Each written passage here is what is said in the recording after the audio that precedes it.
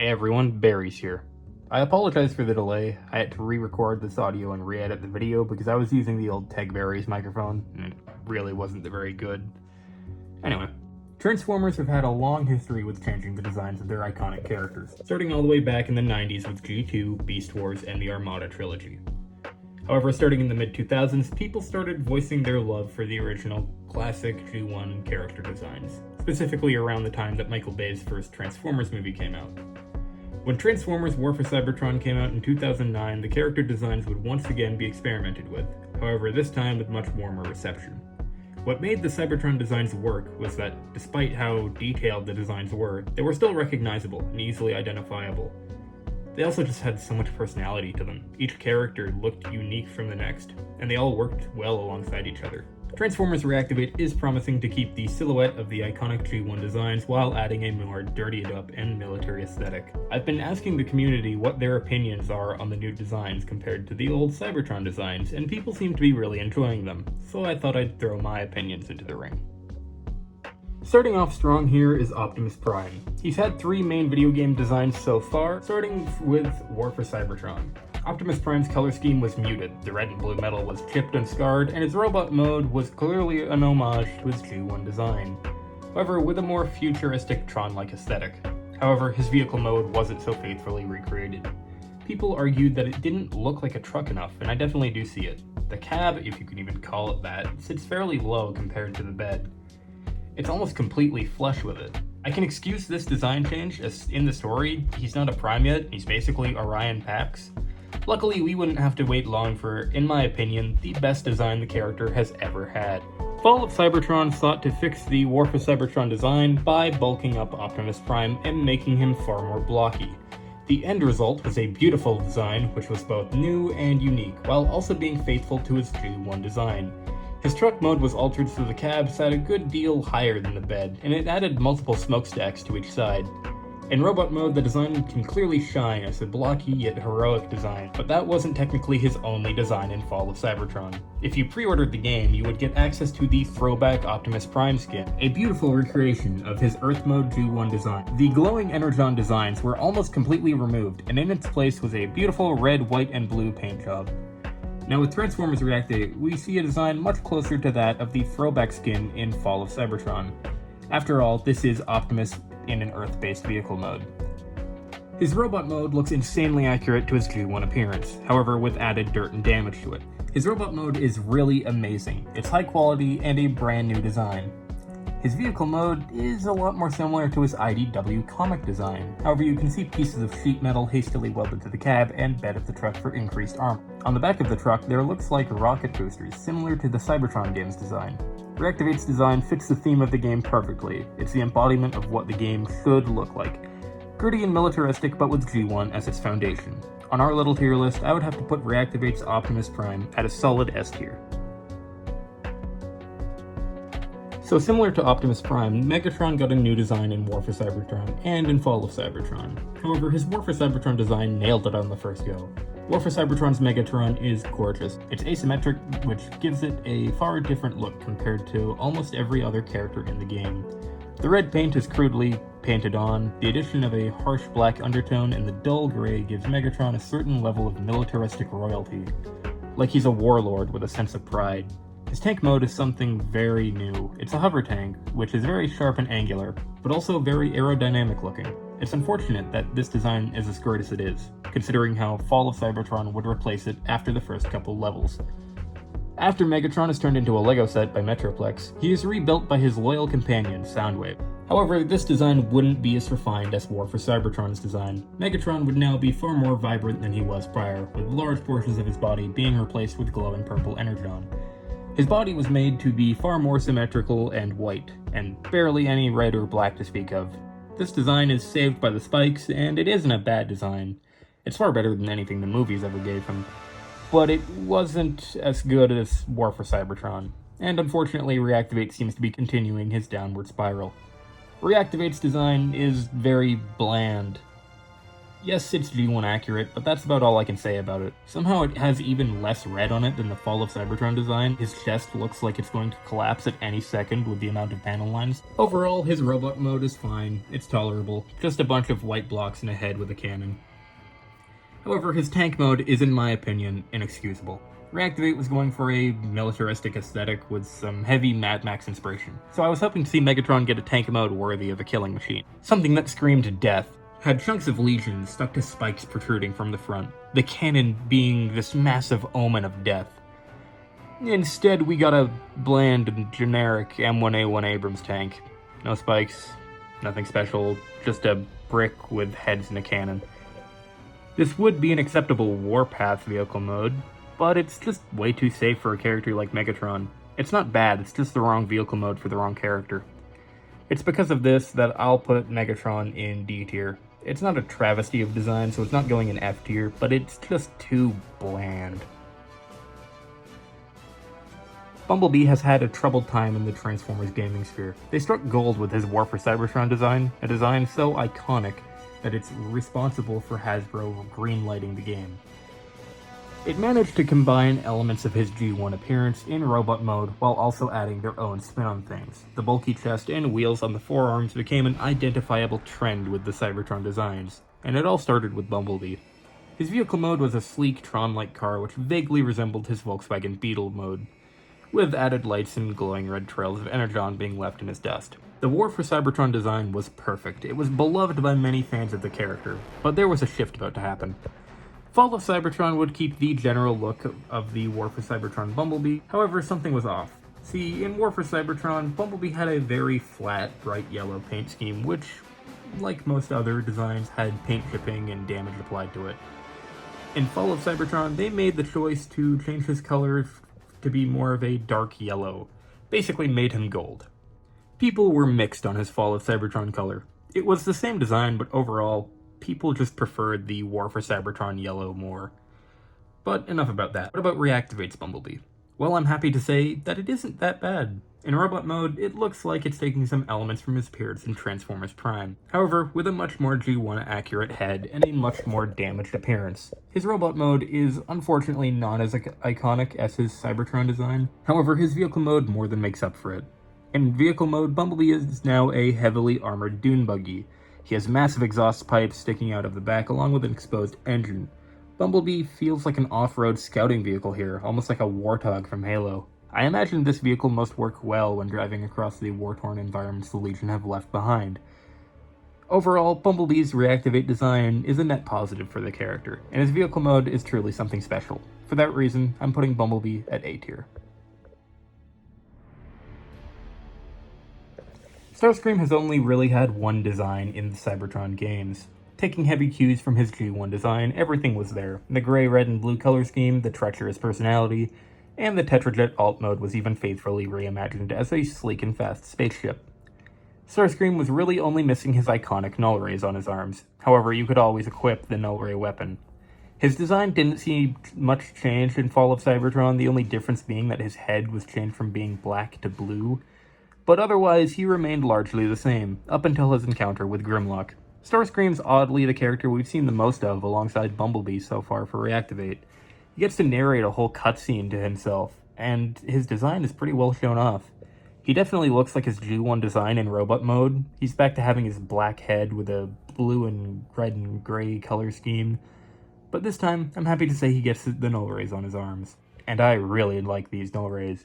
In the G1 cartoon, his null rays were just some energon blasters that did about as much damage as hate comments on YouTube. But in Reactivate, his null rays are now 50 caliber machine guns that have been shoved into his arms, and his null ray blast is now his unique ability in robot mode. His vehicle mode is also really nice. It's a very bulky jet mode that honestly reminds me of those jets from Call of Duty Black Ops 2's campaign. The jet mode definitely seems more similar to his G1 appearance, however, I like the massive afterburner, which really widens the jet compared to the thin nose cone. Starscream's design is really great here. It's unique enough from his G1 mode, and I'm happy with what I've seen from him so far. Starscream gets a solid A tier. He's nothing special, but it is a great design.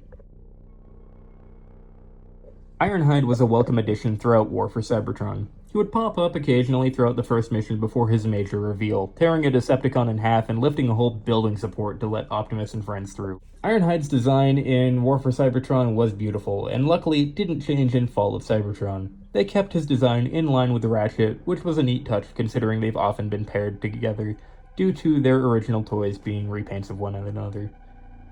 Ironhide looked like a bodybuilder in robot mode, with a thin body with large shoulders and forearms. His red and black color scheme made this design incredible. His vehicle mode was also pretty great. It looked like a Cybertronian troop transport vehicle, which was really cool. So how does his Reactivate design stack up to the Cybertron one? Well, the Reactivate design is one that we've seen in the trailer, but mostly in the character gallery. Ironhide is still sporting his red and black colors, however, this time there's a dash of yellow that's been added to pay homage to the yellow stripe found on his original toy. In robot mode, his design is most similar to the animated appearance. However, I'm still hoping we get an older war veteran Ironhide instead of the young, clumsy Ironhide that we've been stuck with ever since Bayverse Ironhide died. His robot mode doesn't appear to have a whole lot in common with Ratchet's, which is unfortunate, but his vehicle mode is simply gorgeous. Ironhide now transforms into what looks like a heavily armored Humvee, with black armored doors, metal grating welded over the windows, and a massive machine gun mounted to the top. In an odd way, Ironhide has fulfilled his Cybertronian design. He's now become the troop transport vehicle for the EDC. Ironhide's design is pretty good, and I can only hope his personality returns to the old cynical war veteran we knew him as. Ironhide is getting put in B tier simply because his robot mode isn't as visually interesting as his old Cybertron mode. Soundwave's design in War for Cybertron instantly became one of people's favorite versions of the character. Something about the bleak, war-torn atmosphere of War for Cybertron combined with Soundwave's cold and menacing presence really unsettled people. The first time Soundwave is mentioned in-game is when Bumblebee notices him flying past in a Decepticon dropship, to which he reports to Optimus in terror. Soundwave's Cybertron design had a lot in common with his G1 design. However, the clever designers decided to give him a spiked claw beneath his chest that just made this design so much more imposing. Combined with the stellar voice that displayed zero emotion throughout the whole game, made this design more than just an experimental game design. People were initially unhappy with his alt mode, seeing as how Soundwave would now turn into what a lot of people at the time would like to call a Cybertronian minivan. However, in both War for Cybertron and Fall of Cybertron, he would be given a third mode, technically making him a triple changer. His beloved boombox mode would return, however, this time being much darker. While it would look like a boombox at first, this design would actually be used as a form of torture device, which tied into his role in the game. Soundwave's big reveal is technically in the first level of the Autobot campaign. However, I like to consider his appearance in the second level of the campaign to be his true character intro. He's seen as the warden of Kaon Prison, a location which really showed that the game was not meant for kids, as Autobot prisoners of war were being executed by Soundwave's order. It's an unbelievably dark moment in the campaign, and I'm sad that Transformers has never really reached that level of bizarrely realistic warfare again. But how does Reactivate's design hold up to this bastion of character design? Well, at first we were super happy with Soundwave's reveal coming from the character gallery. We could see that his design was surprisingly unchanged from his Cybertron design. The claw beneath his chest was back, and he was back to his minivan alt mode. However, this time the windows would have metal armor added to them, and he had a machine gun at the top of his vehicle mode. Larger off-road tires were used. It's like they managed to make his Cybertron design better by addressing people's concerns with the vehicle mode. However, as more time has gone on, and we've gotten more news on his final design, we know now that the claw on his chest has been removed, and with it, the Cybertron design that everyone fell in love with. Without that claw, his design really starts to feel a lot more bland, and unfortunately I'm going to have to put Soundwave at C tier. However, if Soundwave had retained that claw beneath his chest and the Cybertron design, he would absolutely be at S tier, probably even above S tier. This design is just perfect. Windblade is a character that didn't even exist when the Cybertron games were being made. As such, there's really nothing to compare her to in terms of video games. I've never really cared much about Windblade. She's been a character that hasn't had a whole lot going for her other than just that she's a female Autobot seeker, so she's just Slipstream, but also Drift, and a less interesting version of both of them. Unfortunately, Reactivate continues her trend of being boring with her design. She's red, and a fembot, and also kind of a Chinese stereotype. That's about it. I will say, I really like her jet mode with the rotors on her wings, but that's not unique to this design. Overall, there's just not much I can talk about with this Windblade design, which is why I'm going to have to put it in D tier. It's not an actively bad design, I've just seen it before in other continuities. There's nothing unique about her here. Luckily, Windblade's counterpart, Slipstream, does make up for her lack of anything unique. Slipstream was actually in War for Cybertron and had a voice actor. Ooh, a girl's best friend. Yeah, but her design was actually fairly good in War for Cybertron. In most appearances, she's just purple Starscream with a woman voice actor. But War for Cybertron was the first time she'd get her own unique design. Slipstream was very thin and spindly, almost reminding me of Arachnid from Transformers Prime. Her design was fairly well received and even started a sort of cult following to the Cybertron design. Unfortunately, she wouldn't make an appearance in Transformers Fall of Cybertron. However, her new design in Reactivate more than makes up for it. Slipstream does have a lot in common with Starscream's design, however, she does keep that thinner appearance from War for Cybertron. I really like her new head sculpt. She looks kind of like an owl, the way her eyes and now her almost ear horns are situated. I really like how her wings fold into a X shape behind her, and combined with her dark purple colors, she kind of looks like a dark angel or something. Her jet mode is also super unique. It looks a lot more like Windblade's, but it's a bit wider and it looks like Starscream's jet mode a lot more. I really like Slipstream's new design. I think it adds a whole lot to her character, and makes her design a whole lot more unique. Her new owl head combined with the X-shaped wings brings this design to an S tier. Ratchet was one of the first Autobots you met in the War for Cybertron Autobot campaign. His design was initially accepted along with his new voice actor. Ratchet did have a lot in common with Ironhide. However, in an odd twist, Ratchet's design was actually bulkier than Ironhide's. Ratchet was able to keep his iconic white and red colors and steal from Ironhide's design. However, instead of having large muscular shoulders like Ironhide, Ratchet had steel crosses on his. His alt mode was also slightly different, having the impression of sirens on the top. His design was unchanged in Fall of Cybertron, and his voice actor along with it. However, we now get to see what he looks like in Transformers Reactivate, and it's been kind of controversial. Along with Ironhide and Bumblebee, Ratchet appeared in the game's initial reveal trailer. However, like the others, he was only seen in vehicle mode. Once people were able to see him in robot mode, however, that's when things got interesting. Many people have said that it's their least favorite Ratchet design, saying it's too square or bland.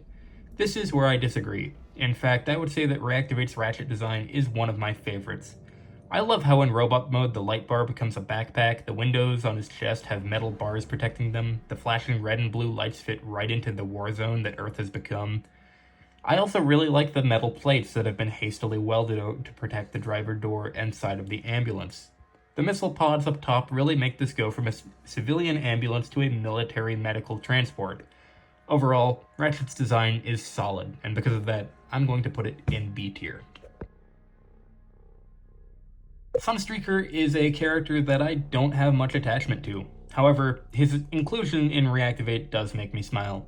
He's technically a playable character in War for Cybertron and Fall of Cybertron, seeing as how most continuities he shares a design with Sideswipe. But really I will be judging his design on its own, in comparison to nothing real. His robot mode design does take obvious inspiration from his G1 design. However, his chest is bizarrely wide in comparison to the rest of his body. The robot mode just looks awkward and almost like someone stretched his chest in Photoshop. I do like the shoulder cannons, but otherwise this design really isn't working with me. Luckily, his vehicle mode makes up for it, with an incredible Lamborghini that has missile pods welded to the top of it. It's just cool. It might not be practical, but Sunstreaker never claimed to be. It's a flashy and cool design that just makes sense for the character. This design would be at D tier or lower, however, his vehicle mode is just so good that I'm gonna have to put him in C tier. Shockwave's design in War and Fall of Cybertron has been what people point to a lot when they're asked which Shockwave design is their favorite. Something about the thin and frail yet highly sophisticated look of the Cybertron game's Shockwave really suits the character. His robot mode perfectly suits the character, and his new spaceship mode was a first for the character, but in execution became beloved by his fans. The Cybertron design had so much personality and life to it, and kept in line with what had come before. So would Reactivate experiment with the Decepticon scientist's design? Would it pay off? Well, no. In fact, Shockwave's design is one of the only designs so far that I actively dislike. They made the decision to make Shockwave, the scientist character, a bulky bodybuilder in his robot mode. They kept his purple color in his glowing chest and single purple eye. However, everything else is a negative. He's way too large for a character like Shockwave, probably because of his god-awful vehicle mode. They added nothing to his G1 design and actively took away from it. They removed his signature arm cannon, instead giving him a regular hand with a gun that extends from the forearm. He's just any other character but purple now, and the iconic hose that connects his arm cannon and his back now just connects from his lower back to higher up on his back. And as if the design couldn't get any worse, his vehicle mode is a tank. Tank Shockwave almost worked in Transformers Prime, but here, no. Shockwave is a scalpel, not a hammer. The tank vehicle mode just straight up does not suit the character. It's a boring and uninspired redesign, which doesn't even suit the character. And for that, I'm gonna have to put Shockwave in F tier. This might be controversial, but again, this is just my opinion. So, Hot Rod never had a main appearance in the Cybertron games. However, he was technically in the War for Cybertron DS game. While we never got to see it in gameplay, Hot Rod's Cybertron design takes heavy cues from his G1 appearance. However, with the added glowing lights and wheels that were standard for the Cybertron designs as a whole. His design was really good in War for Cybertron, and I'm disappointed we never got to see him in Fall of Cybertron. However, luckily we were graced with his presence in Reactivate. And graced we are. Hot Rod's design in Reactivate is my favorite design to come out of the game. It's the perfect blend of being new, but while also having the G1 silhouette, and having a more Mad Max military style to it. I love his new head design, and his robot mode does feel new while also feeling distinctly like the character we all know and love. His vehicle mode is where the design truly shines. A red sports car with orange flames beneath a 50 caliber machine gun on the hood. The elongated exhaust pipes extending to the spoiler just ties this vehicle mode together. Hot Rod's design is a perfect example of what this new art style can do to our beloved characters. And this design gets an S rating from me.